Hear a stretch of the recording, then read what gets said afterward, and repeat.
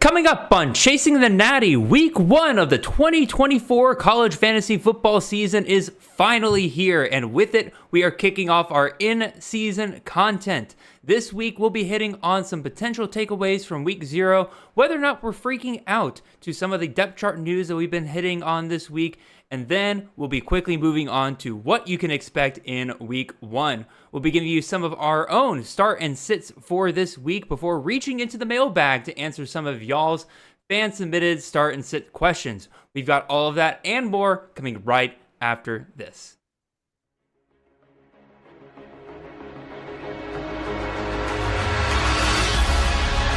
Look at GT go, breaks a tackle, he's 10, he's touchdown! Cook's gonna throw the deep ball, and Burton past the defense, touchdown Luther Burton! Milrow gonna run it again, got a lane, kicked in the turbo, Milrow, goodbye, touchdown Bama! This is Chasing the Natty, a college fantasy football podcast.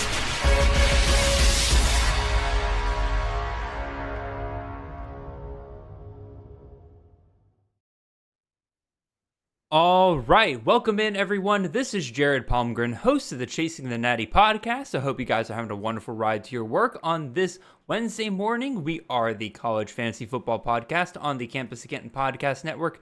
You can find us on all of your podcast feeds and on YouTube every Monday and Wednesday mornings during the season at 6 a.m. sharp on both of those days. If you want to support the great work we're doing here, head on over to campuscanton.com, subscribe there with any of our fantabulous tiers. We have content ranging on all sorts of college football games, whether it's CFF, Devy, C2C, College IDP, College DFS. Really, if you play it, we've got content, whether that's tools, rankings, everything you need to succeed. If you want to get in touch for whatever reason, you can find me on the show on Twitter. I'm at CFF_Jared.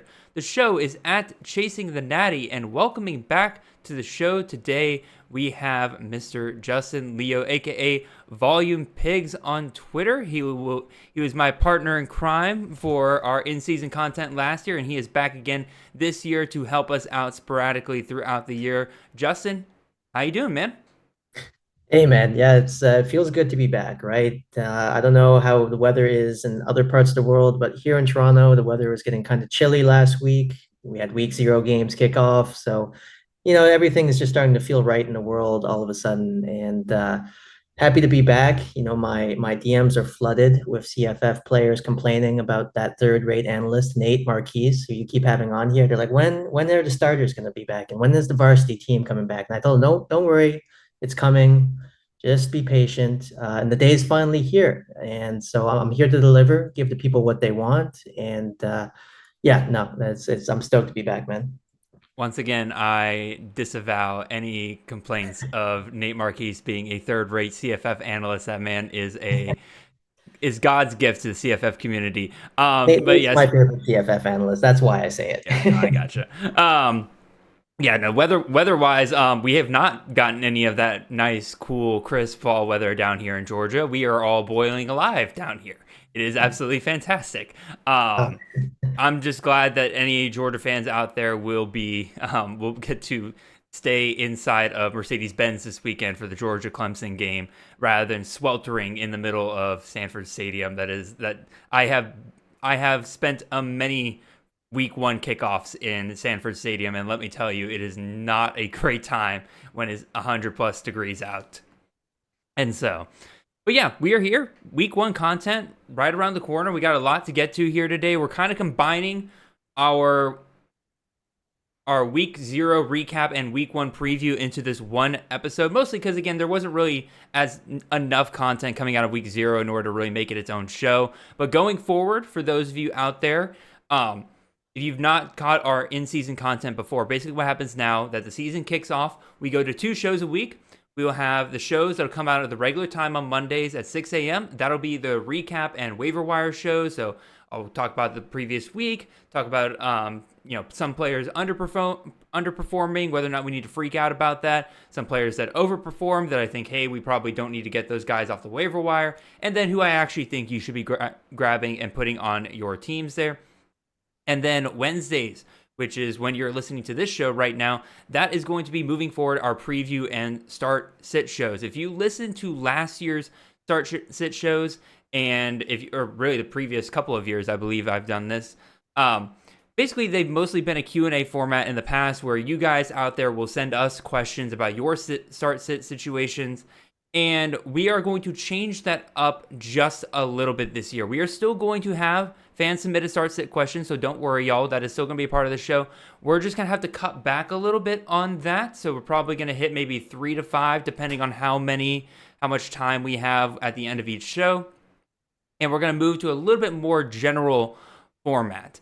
And so going forward, we are going to be listing starts for players that are outside the top 60 at their respective positions, not in terms of ADP, but in terms of where they are at in the season, right? And then we'll be listing sits for players that are inside the top 40, so players that have done really well up until that point, and then maybe this upcoming week you need to sit them down on the bench. Like I mentioned, the fan-submitted start sits will still be there, but the beef of the show is moving forward will be a bit more general, us talking about very specific players that in general you should be sitting, in general you should be starting in your lineups.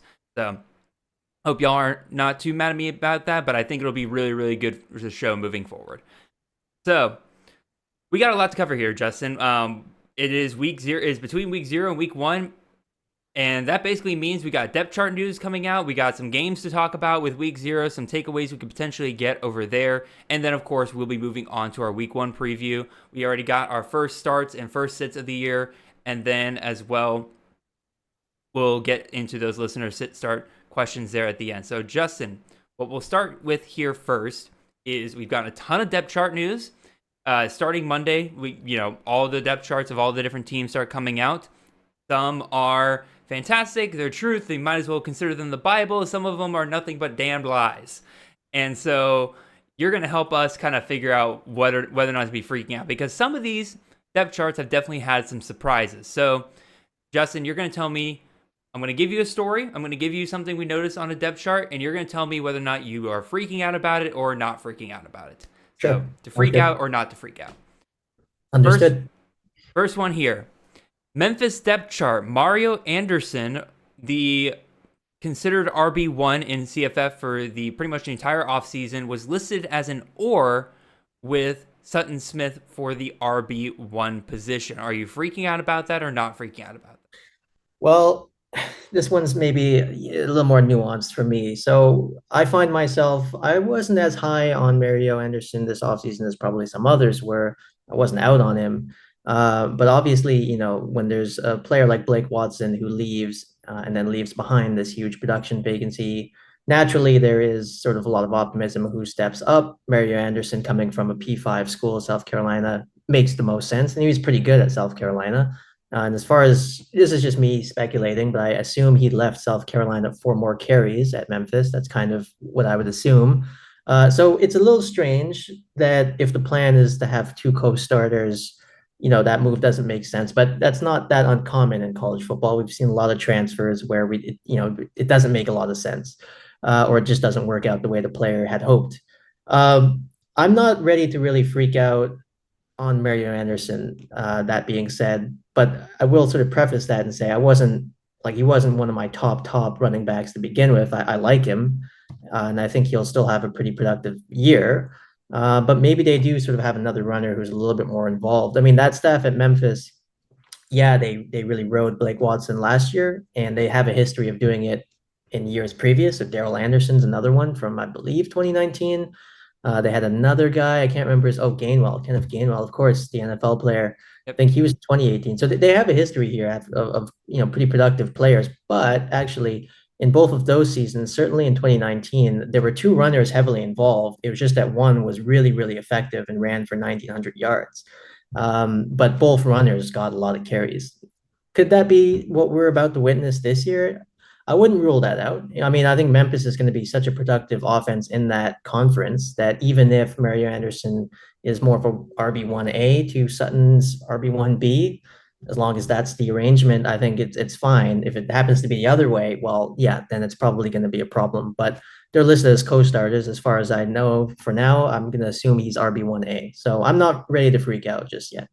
I think it's a really good point about, like, a lot of people instantly think this is like a stock down for Mario Anderson, but in reality, it could very well be just a big stock up for Sutton Smith as well. Like, Yeah. obviously, we expect Memphis to throw the ball a ton, but if Anderson's as good as he is, and Sutton Smith is somebody that I had my eye on before Mario Anderson transferred from South Carolina to Memphis, I really thought like Sutton Smith was a great ad at the end of last year if you were in like a dynasty or keeper league.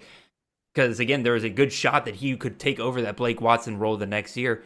I think it's quite possible that both these guys get plenty of carries and both are efficient enough, like you said, to be both relevant. Like maybe, yeah, you don't get the volume quite that we got with Blake Watson last year, but this offense is as good as we expect it to be.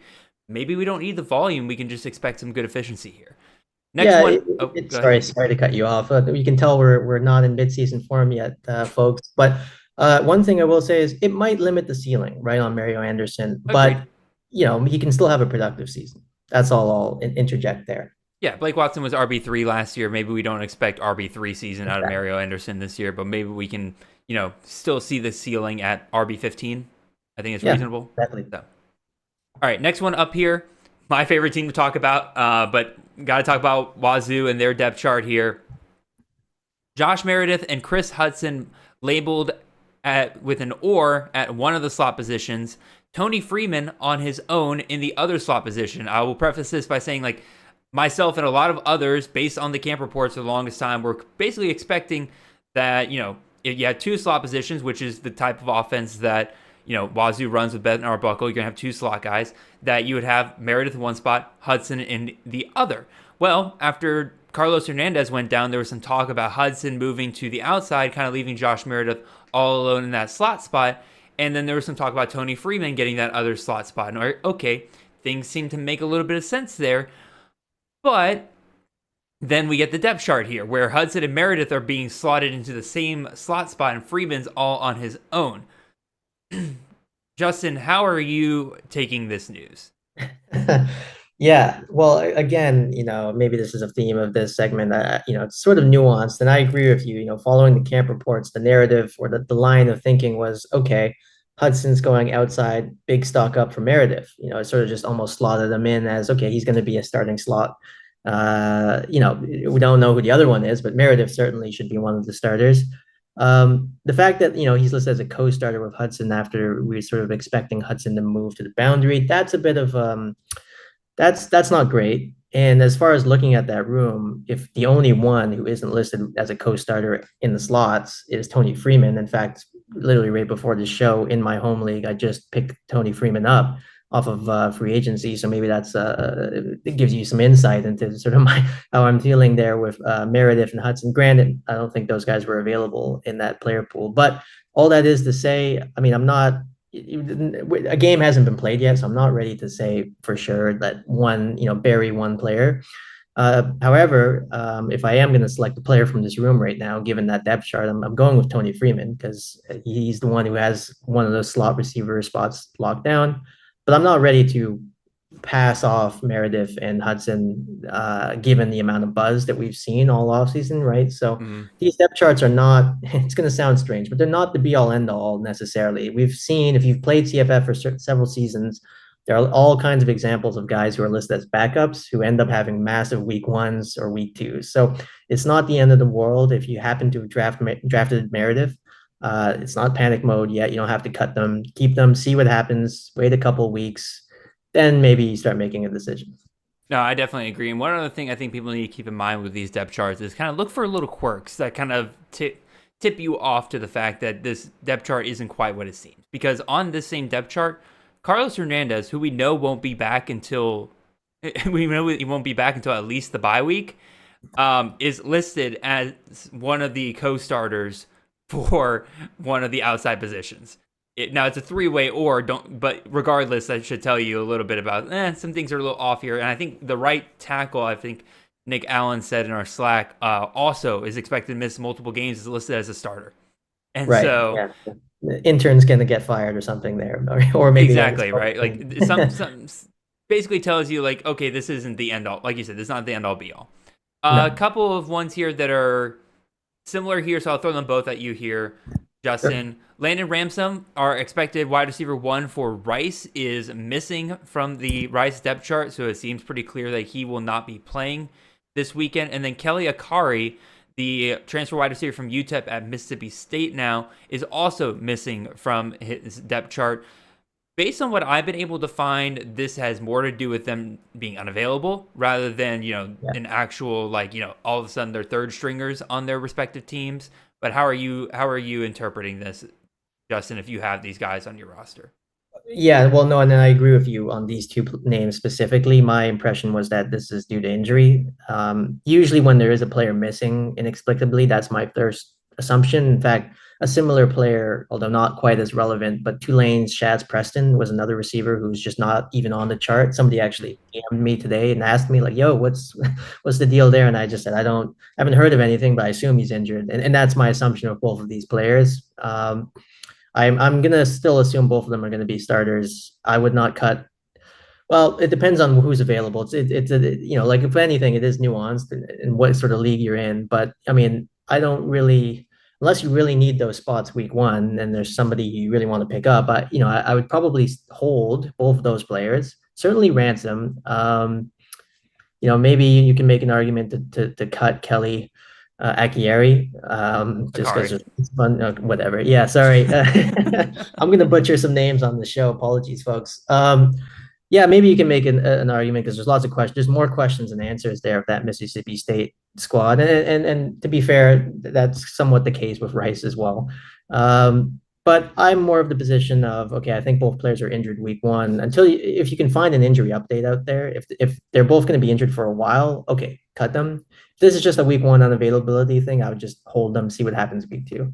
I'm a little more concerned probably about Ransom than Akari because of the matchup this weekend, right? So Rice is playing Sam Houston, which again, AAC competition versus, CUSA competition, you would expect the AAC to still be the clear favorites there, but regardless, a much closer matchup, right? Akari being sat for 1 week screams a little bit more precautionary, although again, it's been talked about he's been banged up in fall camp already.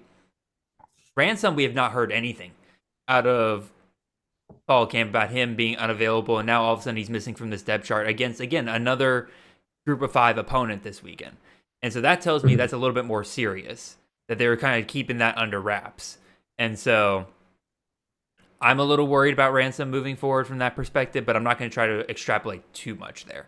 Next one up here, Damian Taylor, running back out of Troy. A lot of people, myself included, I took a lot of Damian Taylor shares at the end of my drafts because, hey, he looked like he was clearly the next up running back at Troy there. New staff, yeah, I get it, but man, he looked good last year. He was RB3 on the depth chart. Personally, given some of the talk about how it's likely going to be a committee regardless, I've dropped a couple of shares of Damian Taylor in order to open up some spots on some of my rosters already this week. That's how I'm personally reacting to it. Yeah, I don't want to be overreactionary there, but between his spot on the depth chart and again that talk of it being a committee regardless, I figured my hands are clean. Might as well move on. I got this one wrong. What about you, Justin? Yeah, well, so because following the quotes coming out of camp all off season, it was sort of quite clear they wanted to go with a committee. So, and you mentioned the new staff there. So he's coming over from Notre Dame, the head coach, I believe, Jared Parker. Yes, sir. And anybody who's playing CFF last year, you'll remember their RB1, Audric Estime, bell cow for that program, really productive player. And then Troy, the program that he joined, had I think it was actually the carry leader in the FBS, Kamani Vidal. Yep. So you kind of sort of piece those two puzzles together, and it sort of makes sense in terms of a recipe for potential success, except for the fact that, they were pretty explicit. They wanted to do a committee, at least to start the year. But sort of contradictorily, I think that's the word, maybe not, whatever. So there were reports, even though the coaches were saying it was going to be a committee approach, that Damian Taylor was the leader of the group. So it was sort of like, okay, I don't really know what that means. Yeah. Well, also, yeah, what happened, but also, just sort of reading the contradiction there, I'm not really sure what to make of that. And then all of a sudden, a few months later or a month later, depth chart releases, he's third on the chart I suspect anybody who drafted Damian Taylor, sort of how you explained there, probably took him late, like a sort of as a flyer. So those are the type of players where you take a chance, you see what happens when the depth charts release, and if you don't see what you like, then Easy flip them cut. for somebody else. I mean, yeah, just for me, I don't have any shares, and I wasn't drafting him or acquiring him. But if I did, yeah, I would probably do what you did, Jared, and probably take a shot with somebody else at this point. All right, continuing along here, we'll head over to Texas Tech, where there was a lot of talk about Josh Kelly potentially moving to the slot, which has been uber lucrative whenever Zach Kitley is running the offense that he wants there. But now on this depth chart, he's back outside, and then to the surprise of quite a few people, five-star true freshman Micah Hudson not starting among the starting four there. In fact, I think it was Caleb Douglas or whoever got that fourth spot, basically somebody that nobody was really talking about. And so for people drafting Kelly and Hudson, how should they react to this news, Justin? Oh, well, yeah, I think quite differently for the two players. So Hudson, for sure. I mean, it's always an uphill battle for a true freshman to be a CFF relevant player, let alone CFF elite player. A lot of things have to go right, and the depth chart really has to shake out. Now, it's not to say that because Hudson's not listed as a starter that he won't be a starter during the year. From reading the quotes from the staff, I mean, they seem pretty fired up about using him this year. So I think he's going to be playing a lot as long as he's healthy. But like a lot of freshmen, he's not starting game week one. I don't know that that's a huge surprise. I think he will start or be a starter later on down the road, or at the very least, he'll be the fourth man in the rotation. He's going to play Yep. regardless of where he's listed. Kelly, I'm not freaking out. In fact, it was more sort of a surprise to me early on that they were mentioning that they wanted him to be, or that they were thinking of putting him in the slot because he's a little bit bigger. He's not really the classic. I don't think he was a slot player at Wazoo. Actually, No, he was an outside guy at Wazoo. he's an outside guy. Yeah. So it was a bit of a surprise that they even mentioned that in the first place. However, not all is lost if that was part of, why you drafted him, because they have said they want to move him around. I think both you and Nate even messaged me that in the Slack chat when I mentioned he's not in the slot, and you guys sort of referenced those quotes. So I think they are going to sort of, have him in the slot sometimes, going to play on the boundary. In my mind, that's a positive thing. I mean, it's anytime I hear coaches want to get players moving around, that to me means okay, he's going to be a big part of the game plan if they're really going out of their way to move him around. So I think he's going to be fine. I'm fired up about Josh Kelly. I have a few shares of his. Hope he's really good this year. And I'm not ready to completely write off Micah Hudson. However, if you happen to have drafted him, you might be able to get away with cutting him this week and then picking him back up later on. That's probably what I would do. All righty, next one up here. Keep it in the Big 12 here. Going to TCU. Probably the number one wide receiver that people were drafting out of this TCU wide receiver room. Eric McAllister, the transfer from Boise State, not listed as a starter, definitively on the in that second wide receiver group for the Horned Frogs there. Justin, what are you doing with your Eric McAllister shares if you have any? I cut him. So I did have a share of his, but I cut him a few weeks ago when sort of whispers were that he wasn't going to be in the ones. This one just sort of confirmed it. So I was actually, I guess, satisfied when the depth chart came out. I was like, okay, I didn't make a mistake cutting him. I'm not going to have egg on my face. Well, who knows? I mean, in the end, he could still work his way into a starting position. But if I had a share of his still, I would cut him. And I did have a share of his 2 weeks ago, and I did cut him. Alrighty, last one here. Going over to Oklahoma. Gavin Sawchuk listed as an or a co-starter with Javante Barnes at the RB1 position for Oklahoma. A lot of people were drafting Sawchuk with the hope that he would kind of continue what he was able to do at the end of last year. Really kind of broke away as the clear RB1 for that offense now. Is this going to throw a wrench in the plans of people who drafted Sawchuk here? What do you think, Justin? Yeah, well, so this one hits close to home because I have drafted Sawchuk a lot in various different drafts. I'm pretty fired up about him. So absolutely not, in terms of cutting him. I don't No, know. absolutely That's not. the question. But in terms of freaking out, it's fair to be a little bit worried. I mean, I think anybody who's seen sort of me draft before will probably be familiar with the fact that I'll take 4 or 5 running backs in the first 6 rounds. And this is one of the reasons because I just take it as a given that some of those guys are going to bust, at least one.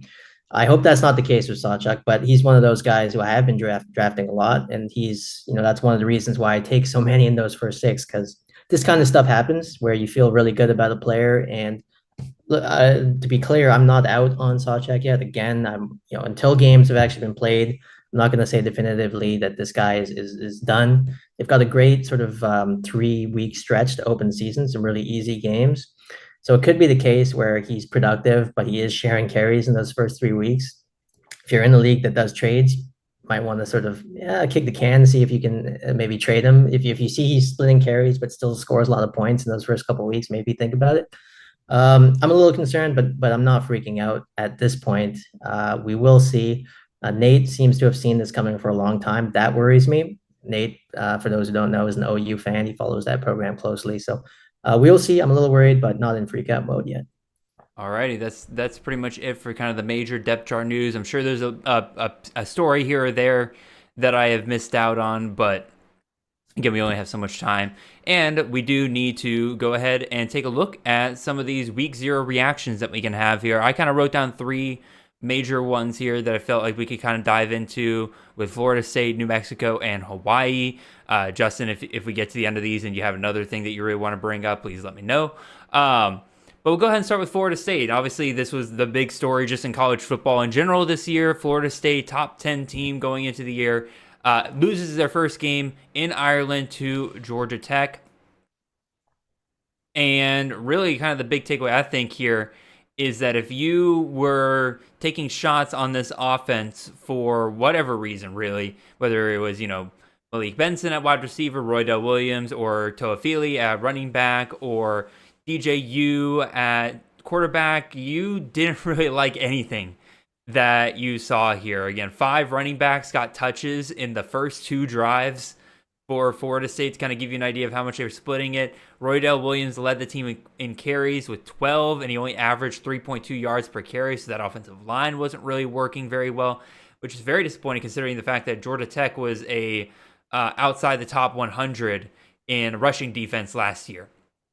And so that either Georgia Tech's D-line got way better, which, to be fair, they did look a lot better, or this Florida State running game is not as good as we were anticipating it being. DJU was effectively neutered. He had negative air yards per pass attempt. Obviously that graphic's been going around, but might as well reference it here as well. Like, they were not letting him throw it downfield, especially for the first half of that game. They kind of let him go a little bit more in the second half, but you still didn't like what you saw there. And then Ja'Kai Douglas and Malik Benson each got 6 targets. They led the team in targets, and that's just not going to do it for CFF in general. I think the highest reception yardage was 55 yards for wide receiver. So, Justin, Florida State, no go for CFF, or do you think they can turn it around? Well, I never like to write off a team completely after first game, week 0. And, so for those that don't know, I do weekly recaps. I won't cover every game, but this is one game I covered from week 0. And in it, I said, college football teams progress throughout the season. We saw with Alabama and Jalen Milroe last year. Big transformations can happen over the course of the season. However, this was, and we have to just sort of call it for what it is. This was a very disappointing performance from FSU. I think the most surprising component of it was just how much they got handled on both lines of scrimmage. That's concerning. In terms of what I was looking for, I think my biggest disappointment was tight end Kyle Morlock. I agree. There was some reasoning there. You could talk yourself into drafting him in a sort of deeper format. There was a line of logic there where, okay, maybe he has a good season, but it does not appear to be the case that he's stepping into a bigger role. At least he didn't in this game. We'll see what happens.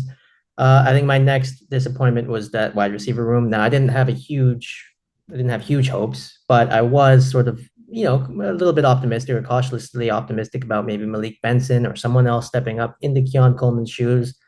That obviously didn't happen. And I think with regards to DJU, he's been around college football for a long time now. He's been a starter for several seasons at different programs, in programs that have had a lot of success with the quarterback position, actually. So he's had a lot of things going for him, and he still seems to be the same guy that he was, when I saw him last, or the last time I watched him, which was probably that Clemson Georgia game a few years ago. He still can't really push the ball downfield. He can't really do a lot. And this is kind of evidenced by the fact that his coaches don't really let him do a lot, right? They don't trust him to do things. And that's going to hurt the passing game. And then the running backs, yeah, there's not much to say there. Was not good. I was pleasantly surprised by Georgia Tech, but very disappointed by FSU. Alrighty, we'll move on to my next point here with the New Mexico offense. This is one of the teams I had my eye on easily the most coming into the weekend. Started off great, man. They got up 17 points. They ended up losing the game. I think things just kind of fell apart. They ran out of steam at the end. Montana State is a really solid FCS program, so again, you're not going to knock them too much for that loss right there. But I was, for the most part, especially in the first half, pretty pleased with what I saw from this offense. Again, probably the big takeaways for me, one, Luke Wysong, if you're going to target a pass catcher in this offense, I think that might be the direction that you're wanting to go. Again, he's a returner from last year, has 7 targets in this game, 6 receptions, 95 yards. Obviously, he had the huge play. I believe it was the second drive of the game, or I think it was like 50-something yards. But clearly, again, one of the top targets here. He tied with Ryan Davis for the highest number of targets, but Ryan Davis only caught 3 of his balls, while Wysong seems a bit more sure-handed there. And we know for a fact that when Bronco Mendenhall gets his offense going, you can basically lock in at least one wide receiver for 100 targets. And I think Wysong currently is probably your best bet for that. It's just a matter of scoring opportunities moving forward here. The other names that really kind of pop up here, Eli Sanders. I was dismissive of people who kind of liked Eli Sanders at New Mexico this offseason because, again, Bronco Mendenhall's history of running backs is just absolutely putrid. Well, he just comes out and has 17 carries, 17 out of the 29 total rush attempts for the offense here. That's pretty dang incredible. I don't think I've ever seen a Bronco Mendenhall running back get that many carries. And so I'm not saying, like, go drop all your fab for him or anything like that, but it's definitely something I think you need to keep an eye on, especially this next upcoming week, to see if that's something that continues, right? Again, he's at 5.1 yards per carry, so that's pretty solid. Finished today with 87 yards. No touchdowns or anything like that, but still pretty solid for a Bronco Mendenhall running back. And then, Dampier finished today with a pretty solid fantasy day, 2 touchdowns, 1 on the ground, 1 through the air. Him only getting 4 carries is pretty worrisome if you were drafting him as like a late round option. Now he finished today with 35 yards and a touchdown on the ground, so it's not like a complete zero on the day in terms of the rushing department, but you're definitely hoping for more moving forward. But Justin, looking at this offense, again, they scored only 17 offensive points in this game, which is definitely cause of concern. They kind of fell apart in the second half, but is this offense good enough to invest in for CFF moving forward into this year? Yeah, well, I was like you, I was pleasantly surprised with what I saw. I was quite interested to see how Dampier would look. I sort of figure Montana State is comparable to sort of a Mountain West Conference opponent. I mean, they're one of the better FCS programs. So I think it was a good bellwether to see sort of what we could expect. Again, this is the first game of this new regime. So, I mean, things are probably going to get better, not worse going forward. As far as their individual players, yeah, I agree with you in terms of, some of those skill players. What I would say is if you're in a regular league, I'd be surprised if Eli Sanders continues that yards per carry this week because they're playing Arizona. True. Then they have a bye and then they play Auburn. So for the next 3 weeks, if you're acquiring Wysong or you're acquiring one of these guys, just know that you're probably going to be holding them. And if you have to start them in Good your call. league, you're probably not going to want to start them. So depending on how badly you want these players, I might sit that one out, just wait a little bit. Sort of like Jalen Buckley last year. Some of you might remember people picked them up and then a lot of them dropped them and then you just picked them up like somebody else picked them up in like week 4. And then you just profited for the rest of the year. So you can play that game if you want. If you really want Dampier and he's available, fair enough, go for it. Just know ahead of time, okay, he's probably a guy you're going to stash for at least a few weeks. But yeah, I liked what I saw. I was also surprised by that running back carry share. I don't know what happened to Andrew Henry. There were some quotes out in the offseason that he's running with the ones. I don't even think he played yesterday or he played sparingly. I don't know. I don't really care anymore at this point. I liked what I saw. Eli Sanders looked pretty good with his carries. And if they're going to give him that kind of volume, I will be interested, but it has to become a pattern first before I'm sort of fully bought in. Yeah, Henry did not play a snap yesterday, so that could be something that impacts him down the line. Um, no, very good call out about their schedule here in the next couple of weeks. And I think, again, you're 100% right. That happens every year where people will pick up players not realizing the schedule ahead of them is awful. And then when they bust a couple of weeks in a row, people who Yeah. may not be paying attention, who have them, they're frustrated, like, oh, these guys aren't giving me any points. I'll just drop them. And then you're like, well, now they get into conference play. Let's do this. Here we go. Yeah. Last one here I want to discuss is Hawaii's offense. I want to make sure I'm not overreacting here, but I am a little concerned about this Hawaii offense because they were going up against Delaware State, which, if you look into the recent history of Delaware State as a football program, you know that they are barely a football team. This is a doormat. Hawaii was favored by 40 points over them, to give you an idea of just how poor of a program Delaware State is in general, right? Hawaii came out of this game with barely a positive EPA per play, which, for those of you who may not understand that statistic, basically that kind of measures the expected points added per play of an offense. Basically, how efficient are they at scoring? And they barely got positive EPA per play in this game. I believe at one point they had a negative EPA per play. And that's just, against an opponent that poor, is very concerning. Yes, there clearly was weather here. They were dealing with a tropical storm nearby. They had wind gusts of up to 50 miles per hour. That's going to affect anybody, right? But regardless, like, Shager finishes the day, 50% completion, only 6 yards per attempt, just over 200 yards. We're in the third year of Timmy Chang, right? A lot of us were buying into, Pefele Ashlock and Stephen McBride before he, did his thing. But anyway, just wide receivers in general for Hawaii, thinking, okay, it's year 3. Here's the big jump, right? Either Shager is going to get better or one of these guys behind him is going to step up. And this is just not a very good first game to see here. Obviously, Pefele Ashlock did his thing, 8 targets, I believe 80-something yards. No touchdowns, but I think he was tackled 1 yard short of the end zone, so I'm not going to take away too much there. But regardless, I'm not even concerned about this offense being worse than last year. I don't think they'll be worse than last year, but I am kind of concerned that maybe they're the same. And you might be saying to me, well, Jared, they're the same. McBride and Ashlock were fine last year. I'm like, yeah, but they were wide receiver 46 and 54 last year. And we were drafting these guys as high as, Pefele is a top 5 wide receiver in some drafts. McBride, back when he was being drafted, was being taken in the wide receiver 15 to 20 range. And so I'm just a little concerned that we're not going to see this big bump that we all were kind of hoping out of Hawaii this year. What do you think, Justin? Well, I'm like you. I was disappointed by that game. I mean, again, and if the folks at home are sort of looking at this and wondering if this is sort of inconsistent, considering we were high on New Mexico despite 17 points, got to consider the opponent. And Jared, I think, explained that pretty well, that this is a game where, if Hawaii is going to flaunt their stuff this year, this would be a great way to kick off the year. Yeah, I actually stayed up, at least and watched the first half of that game past midnight Eastern time, because I was pretty fired. It was week 1 or week 0, so of course I wanted to watch as much football as possible, and I was also interested to see Braden Shager and what this offense could do.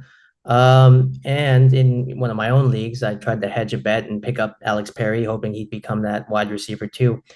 I think that was my primary two major disappointments. One was Shager, and I know there were some heavy wins, so let me acknowledge that right away. But I was watching that game, and Shager missed a lot of passes, and I mean a lot of passes. I mean, he's been the starter there now for quite some time, and I'm starting to wonder if this is just the ceiling, right? I used to think, okay, when this system really gets rolling with Shager, things are going to start exploding, but that hasn't happened yet.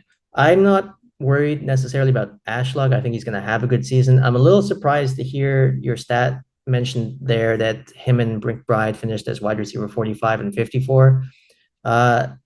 Is that on a total points per basis, throughout the season? Yeah, total points. Okay, because if I recall, in one PPR formats, they each averaged 15 or 16 points per game. Granted, that's probably not what you're expecting if you drafted one of them in the second round, like Ashlock or something. Yeah, I got McBride at 13.55 points per game, and Ashlock was 13.04 last year in half PPR. Non PPR or half PPR? Half Okay. PPR. Okay. Okay. Well, I mean, in half PPR, yeah, those numbers aren't great. I think in full they were closer to 15, which is a little bit more palatable. Nonetheless, probably not what you're hoping for if you were drafting Ashlock in particular, who's probably in the second or third round. Um, and I mean that's an unfortunate part of drafting. I mean, you draft somebody in the second round, it's not always going to be the case that they're literally a second round level wide receiver. But if they're still pretty good, and I think Ashlock is still going to be pretty good this year, just on volume alone. As soon as I saw that Colt Brennan haircut, I knew he was in for a big season, regardless of what happens. He's gonna get his. But I think sort of my two major disappointments was quarterback play, and there wasn't really a wide receiver two stepped up, not in an obvious way. Alex Perry was second in snaps, but I forget his name. But the guy who was actually second in receiving was somebody else. You probably have his name handy, Jared. I got it right here. Dekel Crowdus. There That's the he is. name. That's the name that I'm keeping an eye on. Again, number Yep. one in the team in yards per reception. He was fourth in the team in snaps, but again, he was only 4 snaps behind Alex Perry, who, like you said, he was second. So there's not a huge gap between those guys. If Crowdus continues to play the way he did this past Saturday, you have to imagine that they're gonna get him more and more opportunities there. Yeah, certainly. There's some nuggets there that were interesting and stuff that we can keep an eye on. What I was hoping was something very obvious. For Yeah. those who recall week zero last year with McBride and Ashlock just sort of popping off together, I was hoping somebody else would just make it obvious. Didn't happen. Doesn't mean it won't going forward. But yeah, overall, I was disappointed. But I'm still in on Ashlock. I think he's going to have a good year. Was never really in on Shaker. Hopefully, he shows some improvement this I year. mean, But he had the 4 touchdown day. I know, which is crazy because I was watching the game and it was such a poor performance, but he ended up with like 30 points in like a regular 4 point passing touchdown format, if I Yeah, recall because he correctly. ran in 2 touchdowns. That's why, yeah, because he ran in a couple later in the game, so he salvaged the day. He could be one of those classic cases of bad quarterback but great CFF quarterback. I don't know. I'd like him to complete a few more passes. That's kind of what the system is predicated on. But he had a good day, so you're right. I can't poo-poo it too much. Alrighty, let's move on here. Again, enough week 0, enough depth chart stuff. Let's move on to week 1 here. And again, what we're going to do is we're going to list out some of our starts for this week. We're not going with obvious guys. What will happen going forward is that, again, I'll update every single week my, top, or I'll download from Fantrax the top performing players up until a certain point in the season. And if you're within the top 60, I'm not listing you as a start. Then it's pretty clear for most people that you're doing very well at that point. So I'll be looking for players outside of that. What we'll do this week, because we are, only week 0's happened, so we're like only a couple of teams have played. We're just going to list some guys that were outside the top 50 at their respective positions in ADP as guys that we are starting this week. And Justin, I don't know about you, but I personally went through all of my leagues where I have to sit and start. And I am putting players here that I am actively starting this week, so that this isn't like me just throwing out a name to you guys. This is somebody that I personally will be relying on in at least one league this week that I feel pretty solid about. Yeah, well, I can't quite say the same for me. So let me be honest with the audience here. I might have misunderstood the assignment slightly because I'm going a little rogue here. I'm going quite deep. So for those Yeah. of you who are watching this, you can see the graphic right now. Yeah, these names are if you want to get creative this week, or if you're in a deep league, because I went pretty far down. These guys are undrafted pretty much every league. I would say Justin didn't want to actually look up our ADP on campus2canton.com, and Exactly. he just said, all right, screw it. I'm going to just pick guys that I know for a fact nobody drafted. That's But also, that's right. I like all three, or I like 2 of these 3 picks. I'll ask you a bit more about one of them. I'll go ahead and run through my 3 guys here just to kind of keep things moving here. But my number one guy here that I am going, or my first guy that I'll say is, in my opinion, a pretty safe start this week is Khalil Mullings, the running back out of Michigan. I think this is a pretty safe week to kind of test out those waters for Khalil Mullings, right? The staff has not been able to shut up about him pretty much all offseason. While, Donovan Edwards, you think is still your top guy, they've been talking a ton about Mullings. And again, if you watch the national championship last year, Mullings was actually that second running back out there. He very much fits more of that Blake Corum mold there. So if they're going to try to replicate that, Mullings might actually be that guy. And this matchup works out really well. So even if Donovan Edwards is your number one guy, right, Michigan's going to crush Fresno State here. They're going to run the hell out of the ball. And I think regardless, you're going to see both Edwards and Mullings get plenty of touches here. And in fact, if Edwards is truly their guy, they might take him out early, throw Mullings out there, bigger, beefier guy who can handle some more touches and just have him chew out the game there. So I think Mullings is a pretty solid start if he's available on your waiver wire or just on your bench somewhere. I'd be personally okay with starting him this week. Another guy that I'm very excited to start this week is Dylan Carson, the super back out of Air Force. I've been burned by, Air Force, their beat reporters and their line coaches before. If it happens again this week, I should just learn a lesson at one point. But also, too, like everything has pointed to Dylan Carson having a monster year with the Falcons here. They're going up against Merriweather this year, who they should absolutely stomp. They're going to do their thing. They're a triple option team. They're going to run the ball against everybody. Carson probably won't get his usual volume that you would expect out of a superback, but here's the thing. With Carson, with how good he was last year, I don't think he'll necessarily need it. One, again, you got that matchup against Merriweather. Should be able to be more efficient than he would normally be in a game. But two, last year, whenever Carson got the ball, he was averaging 7.3 yards a pop on 68 carries. So pretty solid workload there and very, very great efficiency there. So I'm personally okay with throwing Carson out there and loading up with him. Last guy I'll throw out here is Damon Ward. I've talked about him plenty of times in the offseason, but he still was drafted pretty late in a lot of leagues outside of the top 50 wide receivers, so I'm throwing him in here. In addition to the fact that I just like Damon Ward, this is one of the only real close shootouts that I think we can really expect this weekend for week one. There's tons of FBS versus FCS opponents. There's tons of Power 4 versus G5 opponents, right? There's going to be blowouts everywhere. And you're going to be sitting there wondering, like, oh, are my guys going to even really play the full 60 minutes in their games? Ward, I think, is actually one of those cases where you can absolutely fully expect him to play full 60 minutes and plenty of scoring opportunities. Vegas has this over-under with North Texas and South Alabama set at 64.5. And South Alabama is only favored by 4.5 points. If you're doing the math at home, they're roughly expecting at least 4 touchdowns between both of those teams right there. And so plenty of scoring opportunities. He should be the number one wide receiver in a very productive CFF system for outside wide receivers there. And Ward's playing in the exact same spot that Jay Macklin played last year, and the staff said he's made plenty of improvements to his game. So my 3 guys that I'm willing to start this week, Kalel Mullings, Dylan Carson, and Damon Ward. Justin, what are your reactions to those 3 guys? Yeah, nice. No, I like all 3 of those examples. And I'll just say again, I think your 3 are way better than my 3 if you're going to start players this week in a regular league. I particularly like the Mullings pick. I like the Ward one as well. I think, that one is predicted to be a shootout. Ward, I think with North Texas, people are sort of holding their breath there, trying to see who's going to be the guy who steps up in Macklin's absence. Could it be Ward? Could it be Landon Sides? I think his name is. There's a few. Sides is injured right now. I'd say probably the other one to watch out for is Blair Cornwright. Oh, yeah, Cornwright. Excuse me, not Cornwright.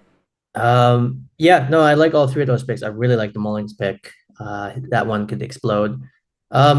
So my 3, so my 3, as I said, they're a little bit more deep shots. So for those of you paying attention to the depth chart news, Iowa released theirs a day ago or a couple of days ago.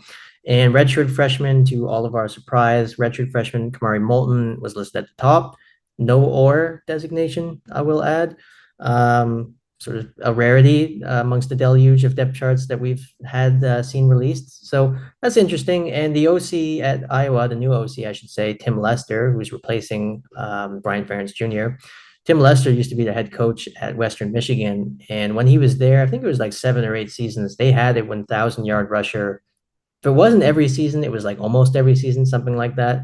I did an article on this offense a few months ago. I'm just going on memory. But I do remember that Western Michigan offense under Tim Lester, it was just a factory of 1,000-yard rushers. Now, Iowa under Brian Ferentz Sr. has not really been a program or an offense that has relied on one runner. We've seen a few guys kind of have big games here and there. Caleb Johnson had a few big ones as a freshman. He's kind of in the dungeon now. We don't really know what's happened with him. Moulton seems to be that next guy up. Maybe, this is a new sort of look on offense with Tim Lester calling the plays. They get a really nice matchup week one. Illinois State, I want to say Yes, something along Illinois those State. lines. There we go. It's an FCS program. So this could be one that gets wild maybe early on. Um, look, in a regular league, I'm not going to tell anybody to start Molten, but if you're in sort of a deeper format or some kind of a restricted league, whether it's Big Ten only or P5 only, maybe there's some justification there to throw him in. Maybe you just get some style points for creativity if he pops off. I mean, that's bragging rights for the rest of the season, I would say. My next listed player is Utah State, Kyrie's Rowan. Now, I think everybody's collectively saying who? Probably you've never heard of this player. Yeah, so speaking of depth charts, he was listed as a starter early on, or was maybe not listed, but I think someone reporting out of camp said he's been the starter, taking the starting reps at slot receiver. Um, and actually, when I clicked on his profile on Fantrax, apparently he's been impressing. That was the blurb, or at least the last blurb that was on his name. That was a report from like July 18th or something like that. The only reason I know of this player is Jared. We're both in this league and Nate's league. It's a very deep league, 45 man roster, 24 teams, I think. And I picked him up in that league. But full disclosure, that's a best ball league. So I'm not making the decision to start him or not. And again, if you're in a regular league, definitely don't. There's no need to be picking up Rowan this week, but maybe there's something there. They said he's the slot receiver. You never know. I mean, if he pops off week one, you will never get a chance to take him again, probably without spending lots of fab. So you could potentially pick him up right beforehand. And then my last guy is UCLA running back slash receiver, whatever you want to call him, Keegan Jones. So he's kind of bounced around back and forth from running back, receiver. I think he started as a running back, played wide receiver last year under Chip Kelly. Kelly left. And then, new staff comes in. He's back to running back. He actually explained his decision this offseason. So he had hit the transfer portal earlier, decided to come back to UCLA. And when he was asked about it by the media, he basically said, like, yeah, I wanted to get more carries. I never wanted to leave UCLA, but I needed more opportunities. And, when the new staff came in, head coach literally told him personally, I'll help you out with that. Now, I guess we'll be left interpreting what that means. I'm not predicting that he's, the bell cow RB1. This is a staff with more questions than answers. We don't really know what to expect from them. Mm-hmm. But they do play Hawaii this week, and that could be a game where UCLA scores a lot of points. And you never know. I mean, I think he still has Keaton Jones. I'm talking about wide receiver eligibility on Fantrax. A lot of you last week, right? You watched the Georgia Tech FSU game, and you're probably watching Jamal Haynes pop off in that game and sort of wishing, oh, I wish I drafted him, because back when he had wide receiver eligibility, I know Fantrax changed that. And maybe that happens with Keegan Jones, hopefully not. But this is maybe an opportunity for you to get another kind of Jamal Haynes-esque asset. You never know. We'll see what happens. If you missed out on Haynes, maybe this is one that could work for you. He's not a bad option. Again, not in a regular sort of 16-team full FBS league, but if you're in more of a niche or deep sort of format, he's a guy that probably not a bad idea to take a shot on. Here's what I'll say about your three guys, Justin, because I really like the Moulton and Rowan callouts here, because as I'm looking at this, I think this is a potential sneak peek at waiver wire additions after week one. Right, because like you said, you talk about two good systems there with Moulton and Rowan, right? If Rowan comes out and he's targeted 10 times in that slot position at Utah State, you know me, I'm the systems guy. I'm gonna be like, okay, boom, we got our next Terrell Vaughn here. That's gonna be worth picking up in CFF. He'll be on waiver wire list next week. You already mentioned it with Moulton, with Lester there, right? If Moulton comes out against Illinois State and we're talking, like 20 plus carries, 20 plus touches against them, and he looks good, we're probably looking at a waiver wire pickup on the running back position there next week. I'm not as big of a fan of the Keegan Jones. I know you've been a big fan of him all off season. But to your point about the snaps, right? I do think that there is going to be definitely some work bounce back here. Because in 2022, this is what I was going to ask you about if you were going to completely gush over him. Was like there was a significant reduction in his snaps last year. In 2022, he had 268 snaps. Last year, he only had 164, and he played only one less game last year. So you can't even blame like, oh, he got hurt or anything like that. And you talked about like him wanting to get more carries. 2022, he had 66 carries. Last year, he had 14. So if he comes back and gets more carries here, I think that you're probably looking at the 66 carries. I still think TJ Harden's your main guy here. Is my point with UCLA, right? Yeah, my comeback would be, different staff, right? Chip Kelly at the helm there, last couple of years. And, it seems like Keegan Jones, they didn't really know what to do with him. I mean, he starts as a wide receiver, they move him around, or he starts as a running back, they move him around to wide receiver. He's just sort of changing positions. They're sort of moving him around, trying to figure out ways to get him the ball. Mm-hmm. He's never really the primary guy there, whether that be right wide receiver or running back. But this is a different staff. And so we'll see what happens, right? I don't want to overstate my enthusiasm of Keegan Jones. I mean, I'm intrigued mildly, but from what I read in the offseason, it seemed like he looked better in camp than TJ Harden. Now, again, beat writers and their reports you have to take with a grain of salt, unfortunately. There's lots of things that are said throughout the offseason that are just categorically not true, that turns out to be. So, you have to sort of take these things in stride. I'm not going to say Keegan Jones is a better player, but the head coach specifically sort of mentioned his efficiency or how Mm-hmm. explosive he was with his touches. I don't remember what the exact quote is, but it sounds like they do want him to get him the ball. Now, to your point, fair enough. Getting him the ball more might just mean 50 touches versus 14. Okay, could mean 150 or 200. You never know. It'd be maybe a little bit more surprising. But again, with Keegan Jones, this is not a guy that I'm advocating that you roster if you're in a regular league right now, 16 teams, whatever.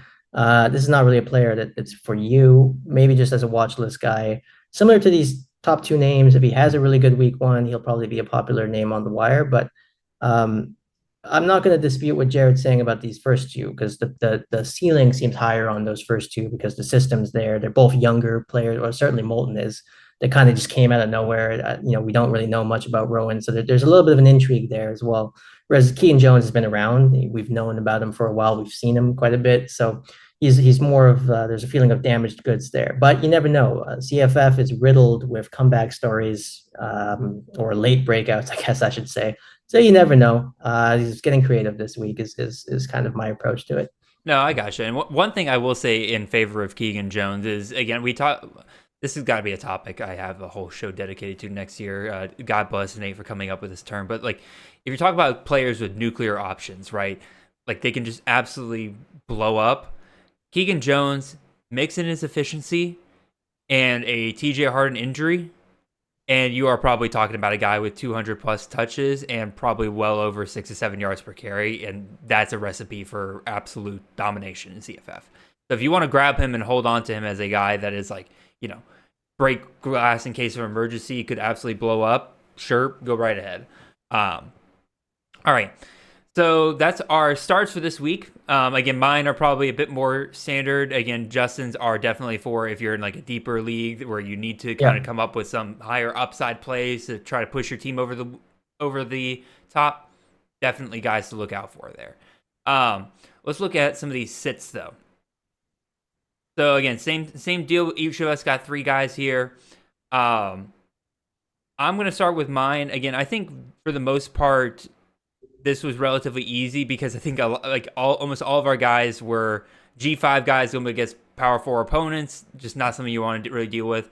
And then for 2 of my guys, it's low scoring games where I think that they're probably going to be a little outmatched. Quick clarification on what this will look like going forward. Going forward, this will be players in the top 40 at their respective positions, whatever week we are on during that week.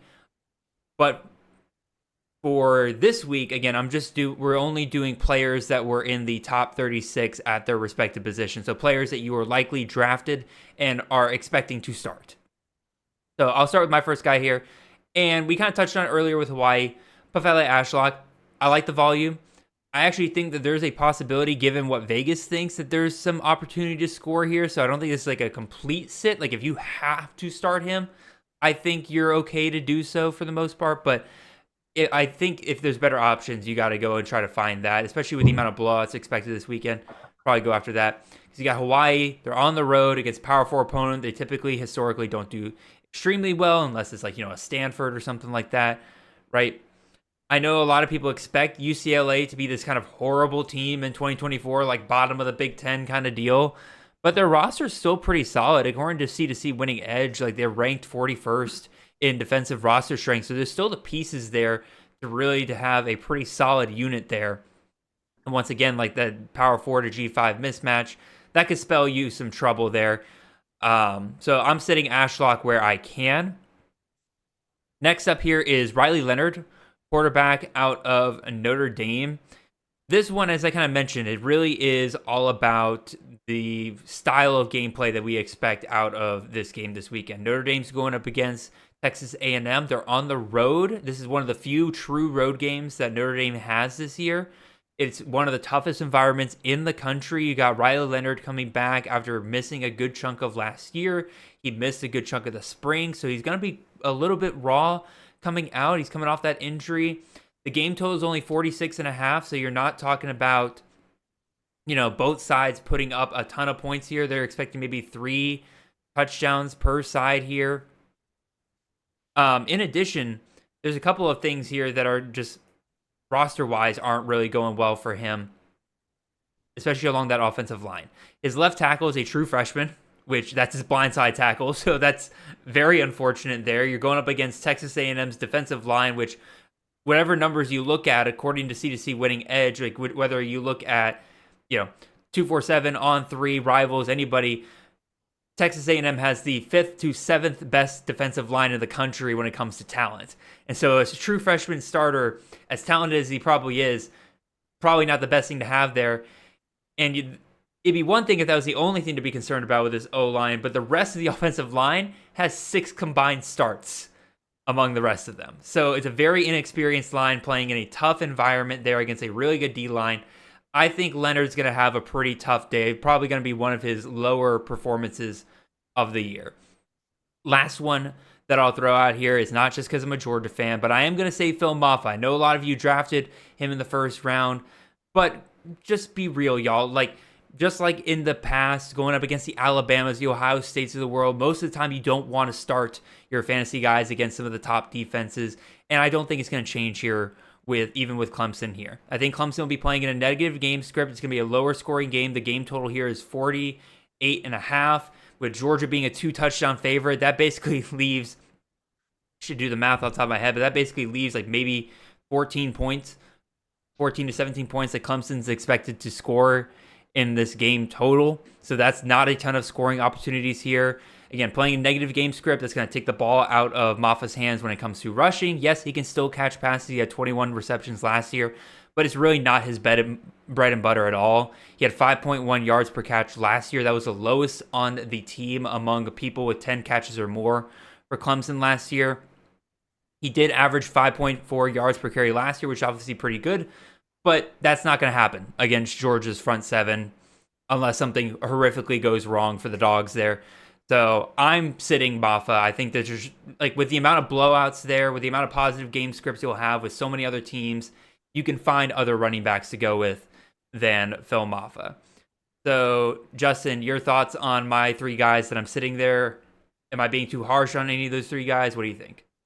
Yeah, well, no, I like the list. I think the reasoning is sound.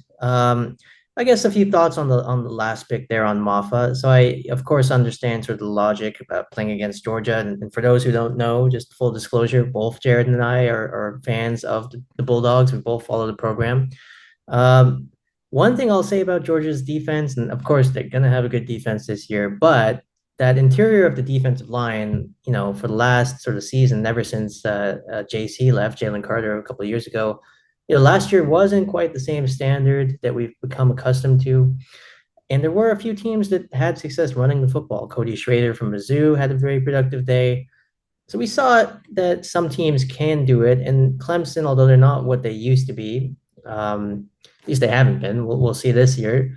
they might be able to find some success because they recruit at a decent level, not the same level of Georgia, of course, but they recruit at a high P4 level.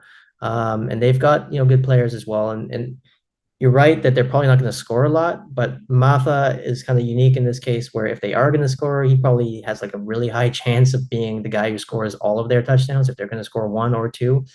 So I wouldn't hate the play if you're starting Maffa this week, but again, it's one of those, and I think we discussed this last year. It's one of those counterintuitive things for maybe newer players, or especially those coming from the NFL side. The concept of sitting your first round pick, right? This game is a little bit more nuanced, a little more complex, and you have to really sort of account for these various different factors. Your first round pick is not a guy that has to start every week.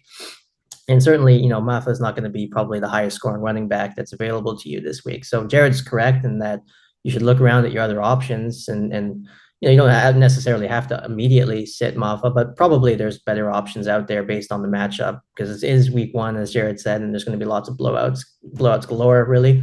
Um, yeah, so I think it's a good list. So my list, I have, and it's sort of similar reasoning to what you were just describing with your guys. Jalen Buckley from Western Michigan, they're playing Wisconsin. That's my first pick. Malik Sherrod, Fresno State, they play Michigan. Second pick, Torrey Horton, Colorado State, they play Texas. So it's actually it's the same narrative in all three cases, actually. So Jalen Buckley, they play Wisconsin. Yeah, I just don't trust the MAC team playing against the P4. I'll just sort of lay it out plainly. Could he have a good game? Maybe. Would I bet on it? No. And so, I suspect he's going to have a rough go these first couple weeks. They play Wisconsin. I think they play Ohio State next week. So, hat Nice. tip to their scheduler. Nice job. And then Malik Sherrod playing against Michigan. I mean, you discussed this game few segments ago where we kind of expect that Michigan's going to be scoring a lot and really sort of bullying them. And that's not really great news or a great recipe for the running back for the other team, for which is Malik Sherrod, Fresno State. I feel pretty good about Sherrod this year. Unfortunately, their coach stepped down late, which kind of created some uncertainty. But overall, I feel pretty good in his regular games. But this is not a game that I feel good about him. Especially those running backs where you're in a negative game script. Sometimes the wide receivers, you can kind of talk yourself into it, like, okay, they're going to be throwing it all game. Maybe they catch the screen and take it to the house. Who knows? But the running backs is a little harder in games like this. And so, on that note, if you are going to sort of disagree with my advice and go for it anyways, Torrey Horton versus Texas, I'm not saying you absolutely have to sit him, but it's not a great game script or not a great matchup. I'm pretty high on Colorado State's offense overall. I think they're going to have a really good year, and I'm high on Torrey Horton, of course, who isn't. But Texas is a top five program. They're probably going to blow the doors off of the Rams if everything goes as expected, and so Horton might not even be in the game come fourth quarter. You never know. But I suspect you probably have a better option that's available to you this week. So I would test out the waters elsewhere before you immediately plug Horton in.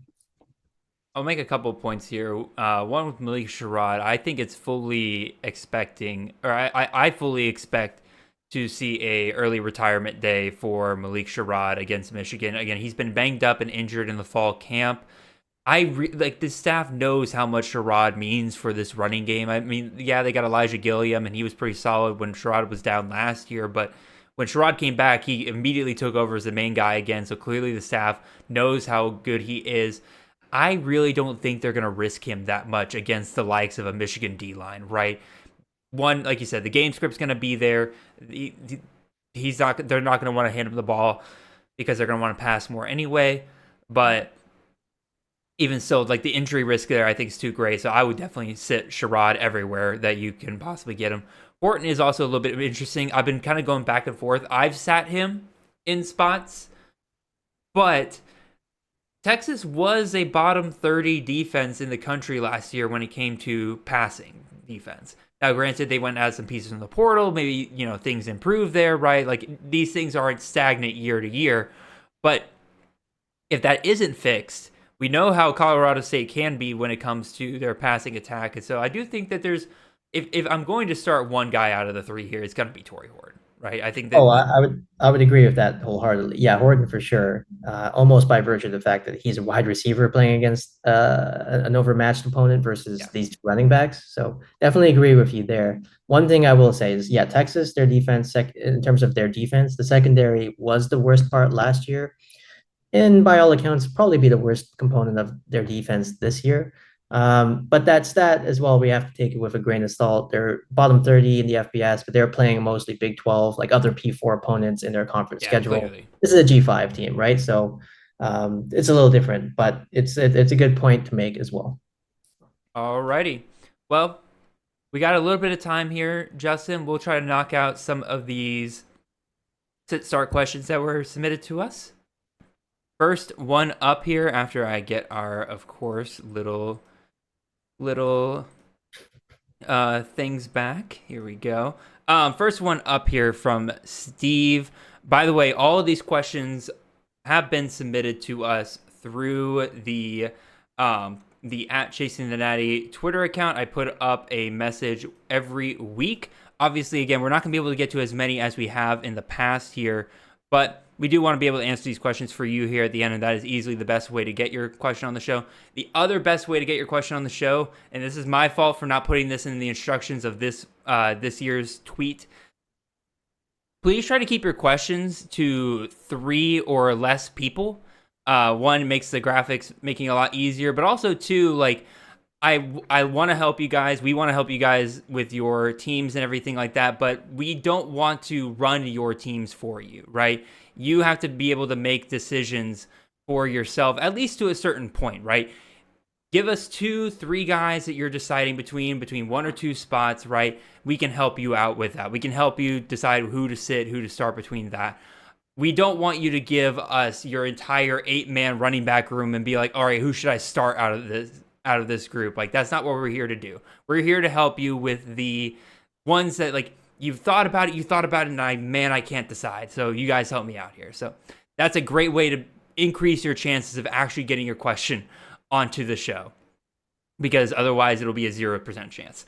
Let's start with the first one here. This is from Steve at SJJ or at SJJackso2 on Twitter. He is asking us to pick between 2 quarterbacks here going against FCS opponents. Obviously, always kind of tricky early on here when you got FCS opponents. How long are they actually going to play?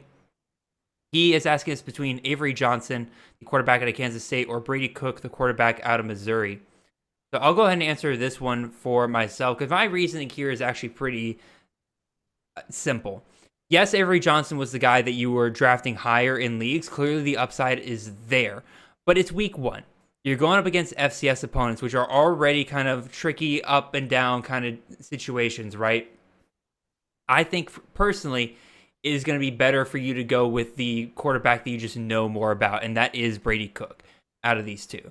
I think Brady Cook is a locked-in, solid 20, 25 points per game here versus Avery Johnson. Like, yeah, he could score 40 points, but there's also games last year where he was playing a bit and he only scored 10 points. I think that you just kind of go with the safer play out of these two, the guy that you know a little bit better. And again, simple reasoning, but that's just how I'm thinking about this. What about you, Justin? Yeah, sure. Well, first of all, shout out to Steve. He's an active CFF player. He's a member in my home league, Golden Pig Invitational League. So shout out to him. Good luck to him in every league that I'm not in. I'm going to go with the opposite answer of Jared. So I'm going to start Avery and sit Brady Cook. And the reason being, so both play FCS opponents, and it's actually sort of related to what Jared said. Yes, we know more about Brady Cook. I think Missouri knows more about him. He's just the starter all year last year. And for that reason, I think they're going to just keep him on the pitch count and take him out earlier. Whereas Avery Johnson, this is his first year starting. He's the young kid. The staff don't really know what they have in him. This is a great opportunity for them to sort of let him cut loose, see what he can do. Don't have to be reckless with him. Don't get him injured, but see what he can do, get his feet wet. I know he played a little bit last year, but snaps are at a premium for young players. And I think this is a great opportunity for him to really sort of get a feel for the offense, kick the season off right. And it's week 1. You don't know a lot about these players. So on one school of thinking, yes, sort of gravitate to the guys that the more known commodities. On the other hand, your opponents are somewhat in a similar position where, the week one is a week where there's incredible boom and busts. A lot of players that we've drafted that we think are going to be good turn out to not have great games that week one. So there's going to be all kinds of boom and busts happening week one. So don't fear, I guess, the unknown with Avery Johnson. I say embrace it. And so, yeah, I'm picking Avery. Alrighty. Two different schools of thought for you guys there. So we'll put these back here and move on to another question here, another quarterback question. This one comes to us from Tech Broddle, at Tech Broddle on Twitter. And he is asking us to choose between KJ Jefferson, the quarterback out of UCF, or Nico Iamaleava, the quarterback out of Tennessee.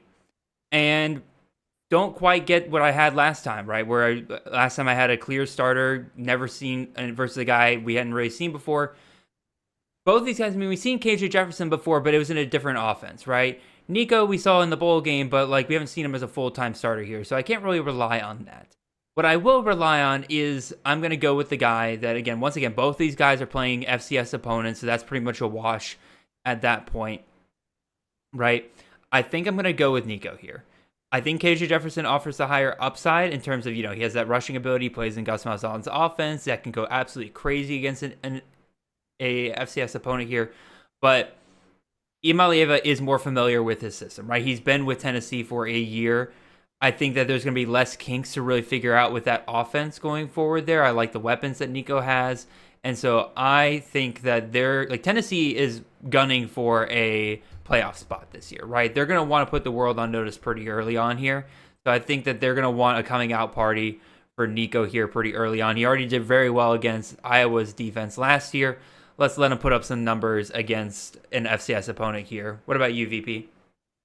Yeah, well, unfortunately, I'm going to have to agree with Jared on this one. Similar reasoning, I guess, to last, although it isn't an apples to apples comparison because KJ Jefferson, although he's a veteran player, this is a new system for him, new team. So I think they'll also want to see what they have in him in this week one and try to use him. But, Nico, similar reasoning with Avery, young player, first year starting, a lot of hype. This is a great opportunity to just work him in. I know he played in the bowl game last year, but this first year being the starter, all the pressure on him, it's a great opportunity. Let him cut it loose, see what you have.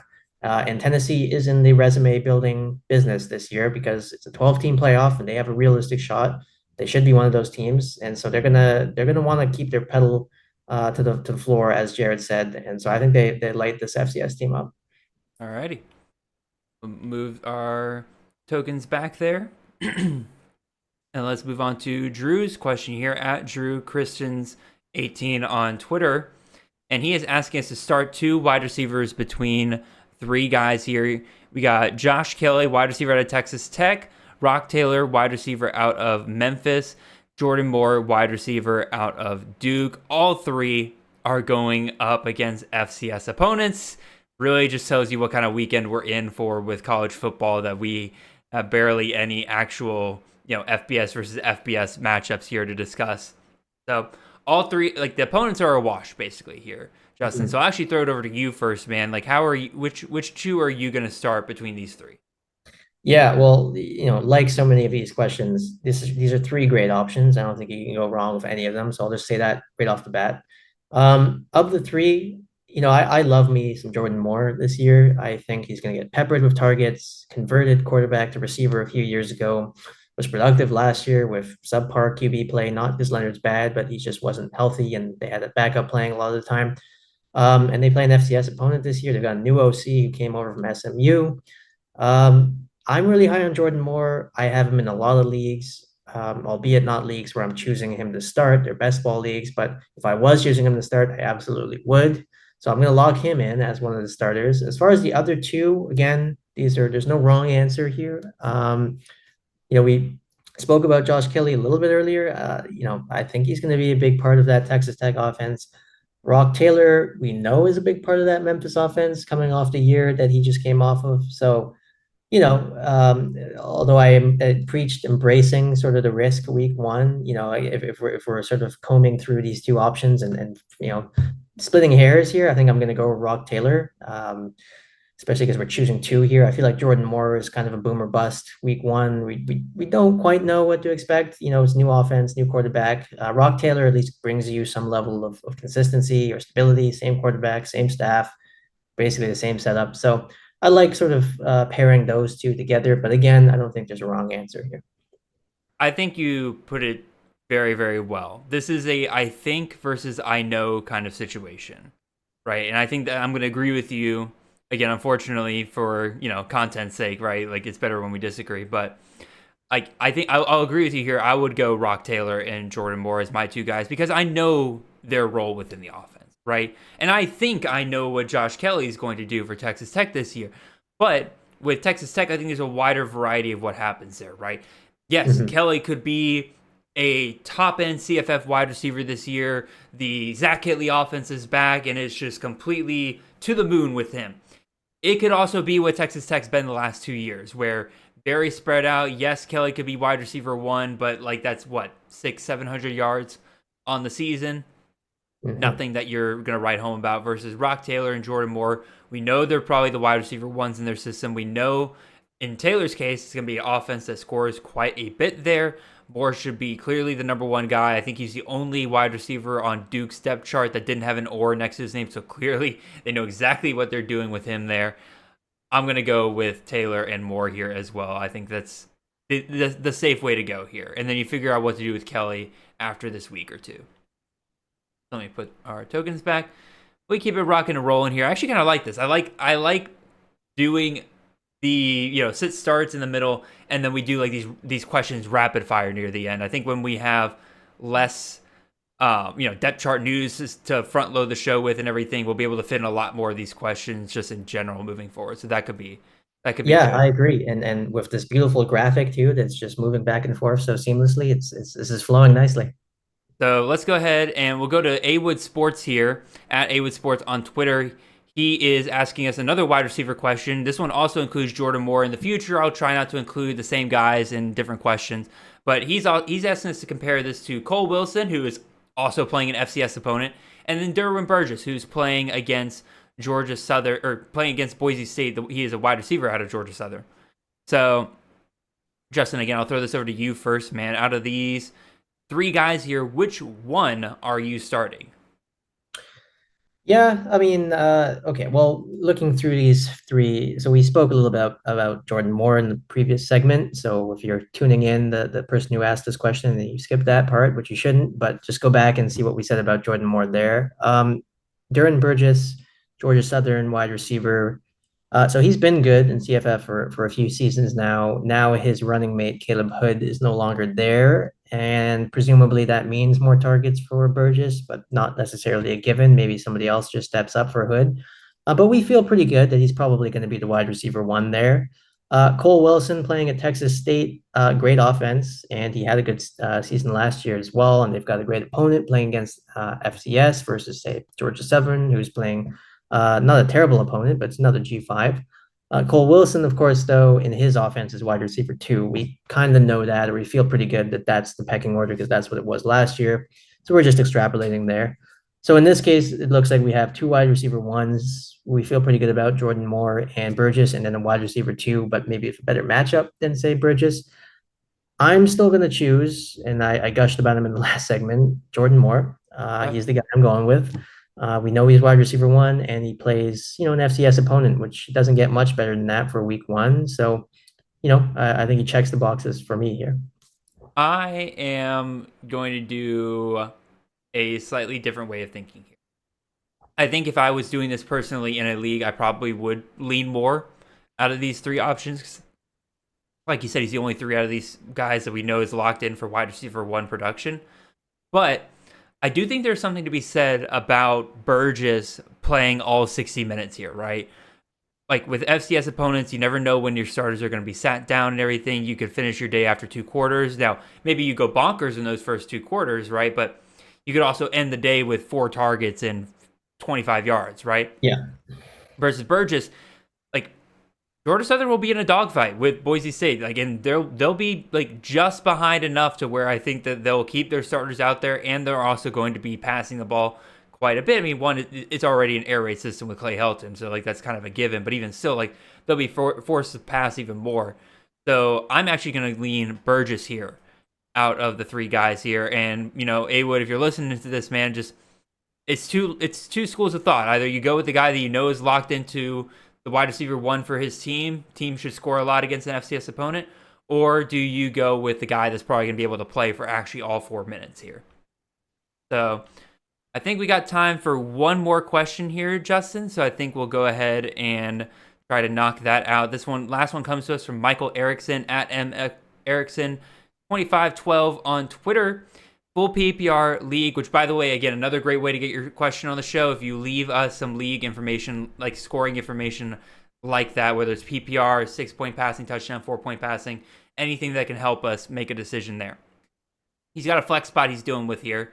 He's got Deion Burks, Dylan Carson, or Ches Malusi. Burks is going up against Temple. Dylan Carson, as I mentioned earlier, is going up against Merriweather, which is an FCS opponent. And you have Ches Malusi going up against Western Michigan. I think that because it's full PPR, I'm going to lean Burks out of these three guys, even though I did say that I do like Dylan Carson quite a bit here, but Carson's not going to catch any passes. So like that's already going to be a big downplay for him in a full PPR format. Versus Burks, he should be the wide receiver one for Oklahoma. Based on all the camp reports and everything I've heard of Oklahoma, he should be the wide receiver one. Nick Anderson, very likely not going to play this weekend. He was listed as a wide receiver 2 on the depth chart. I have a very sneaking suspicion he will not be playing this weekend. That's going to open up even more opportunities for Burks to really go bananas against a really bad Temple defense, at least compared to Oklahoma. I think Burks will have a great weekend this weekend. Versus Ches Malusi, he was kind of the first guy I threw out here because, again, there's been a lot of talk about, what does that health situation look like? He's been practicing. He's been held out. He's been practicing. They're being precautionary with him. He's back in full go.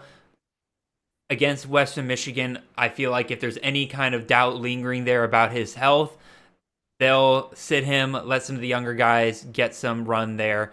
So I'm going to go Burks out of these three guys. What about you, Justin? Yeah, again, unfortunate. Well, maybe not so unfortunate for the person who's asking. I have to agree. It's a great matchup for Oklahoma week one. And similar to some of those QB sit starts that we were talking about earlier, you got a young QB who's in his second year, who, yeah, he played in the bowl game, but this is really his first real test. I know it's not a great opponent, but he's starting for the first time. And, Oklahoma is a big program that has big aspirations. And if they're going to go where they want to go, Jackson Arnold has to be playing well. And this is a great sort of week one primer to just kick things off, get things going. Yeah, you have the possibility that Burks gets pulled from the game later on, but I don't know. I feel the best about him just being productive of any of these three players. And I'm not really going to worry about whether he gets pulled later on in the game. That's more of a downstream concern for me right now. I think in that wide receiver room, it seems like they're all sort of coming back from injuries or nursing injuries. So, yeah, I think it's a great matchup for OU. I think their star players are going to score lots of points in this one, whether that's Sawchuk and Barnes, Burks, who, as you mentioned, went ham in the spring game. And I think they're going to, want to let Arnold let it fly in this game just to see what they have, get his feet wet, and Burks should be a recipient of a lot of those passes. Yeah, and again, you mentioned the whole there's always a possibility Burks get pulled early, but the good thing about this weekend, for the most part, is that everybody's kind of dealing with that, right? Like everybody has the opportunity of getting pulled early. You kind of have to roll your dice and see where things land when it comes to those kind of matchups. Alrighty, Justin, that brings us to the end of our show. Again, appreciate you coming on here, man. It's always a blast to have you on. Obviously, your in-season content is about to kick off here. Why don't you tell the folks out there what it is you'll be working on once, the season's actually kicked off later this week? Sure, man. Well, look, thanks for having me back on. This was a lot of fun. Appreciate the opportunity. It's always great to chat CFF with you on these shows. Yeah, so I do content at Campus Again and at Volume Pigs, which is my own sort of Substack. I'll be tagged in this post, and you can just follow the Twitter link. You'll find my website. It's pretty self-explanatory. I write about college football. Yeah, again, and Justin does absolutely phenomenal work breaking down players every single week. He does his waiver wire article every single week, and you will continue to do these player breakdowns throughout the season. I believe you did Yeah. them last year as well when guys were breaking out. You kind of give the what you do a really good job of a lot of times when guys break out is that you give the background as to why they're breaking out, what kind of system have we seen this before with this coach before, that kind of stuff. So it's immeasurable value with the stuff that Justin puts out there each and every week. So absolutely you should go and subscribe to his Substack. Again, remind me of the price off the top of his head. Is it $5 a month?